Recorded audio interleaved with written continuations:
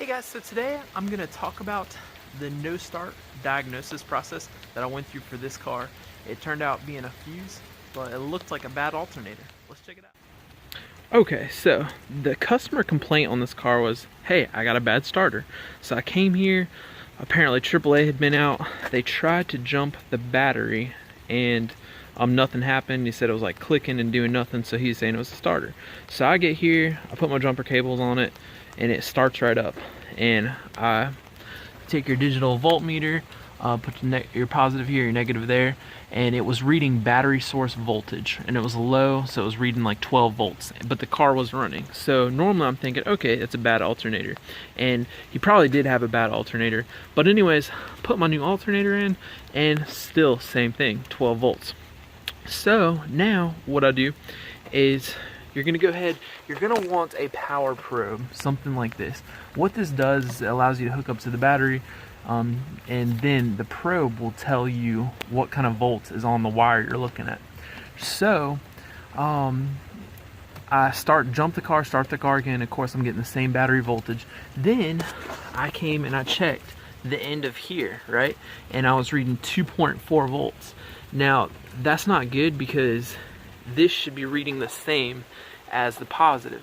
So what I needed to do was just check from here to the connector and find a break somewhere, because something wasn't right there. So we came right over here. I had 12 volts right here and like 0.2 volts right here. So the problem lied right in this fuse right here. It's like a 120 amp fuse. That was my problem. So the other thing is, if you are reading battery voltage on here, you want to take out this connector, your electrical connector, and see if you're getting 12 volts on one of the wires commanding the alternator to come on, because that would let you know if you're not getting a signal from there, maybe you have a wire problem from here to the PCM, or like a bad PCM. So that's kind of the process of diagnosing an alternator. You do usually want to just check and make sure, before you do the alternator job, you might just want to check on the back end and see if you're getting the battery voltage or not. That'll kind of help you eliminate that fuse thing.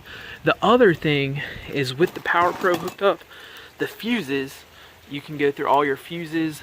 You just tap it, tap, and let's say you're getting volts on this side and no volts on the other side, you know that fuse is broken.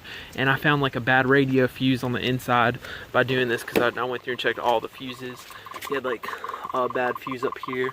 But yeah, just go through and check all the fuses. Sometimes a bad fuse, it'll be like a 7.5 amp, it'll be a little one usually, can cause the alternator not to be commanded on also. And that would read on the connector as no voltage on the electrical connector, because the car wouldn't be commanding the alternator on. So anyways, that's kind of the diagnostic process I went through today. Thanks for watching. I'll see you next time.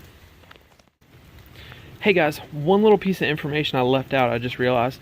When you're probing, you disconnect this connector and you're just taking the probe and touching each terminal on the end of the wire, not the alternator itself. You're touching the end of the wire to see if you're getting that 12 volts.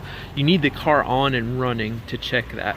And when you're checking your fuses, like I told you to, you need the car in the on position. It doesn't have to be running, but in the on position to check all your fuses properly. So just keep that in mind.